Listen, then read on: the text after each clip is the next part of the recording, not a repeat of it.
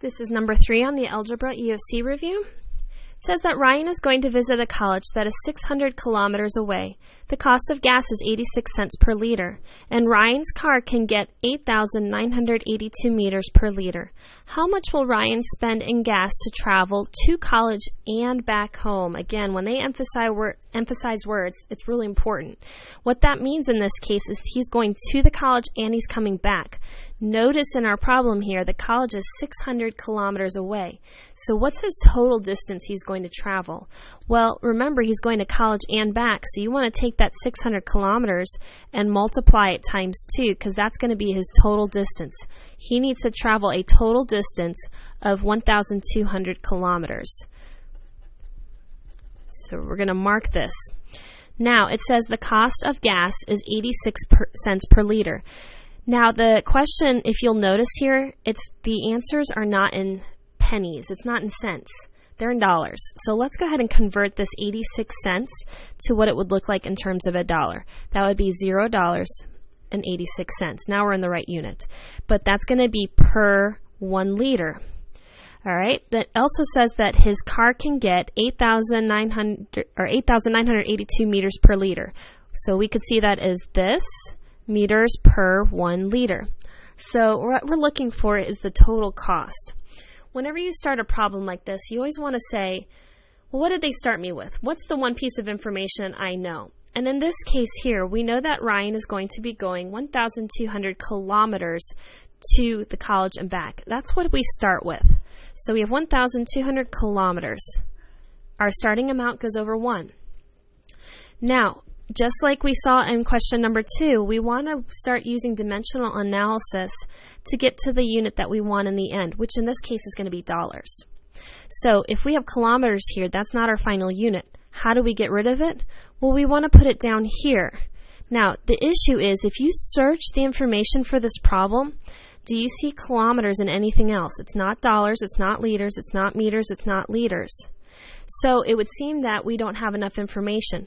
But remember, this is the metric system. So we can go from kilometers to meters. And we're going to have to start with that.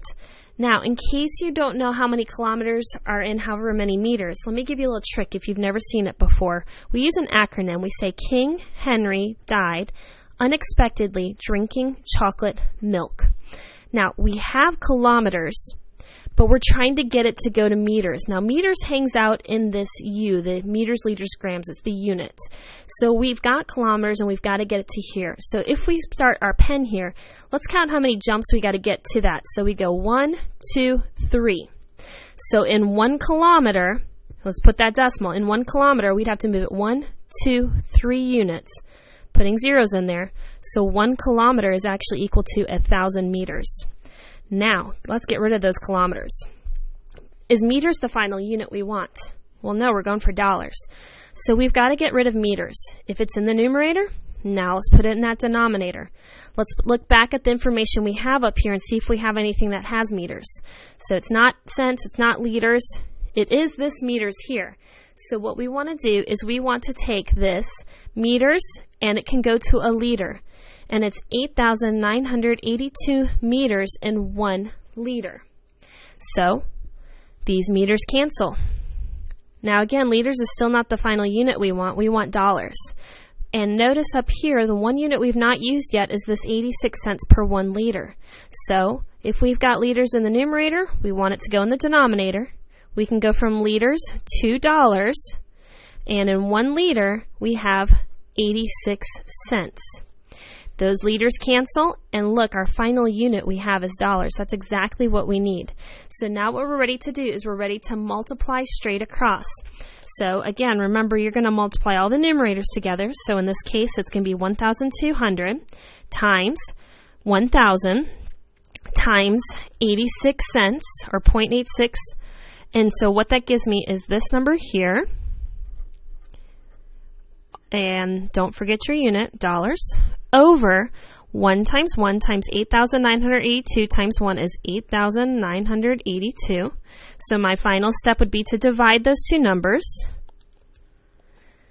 And I am getting about 114.8 896. Now, money is not in 3 decimal places, but I wanted to go that 1 extra decimal place to show you how this rounds. So this obviously is bigger than 5 or bigger, which makes this round up to, well, in this case, it's going to have to round up to a 0, which pushes this one up to a 9. So really, we're talking about $114.90 here, which matches answer choice A on this problem.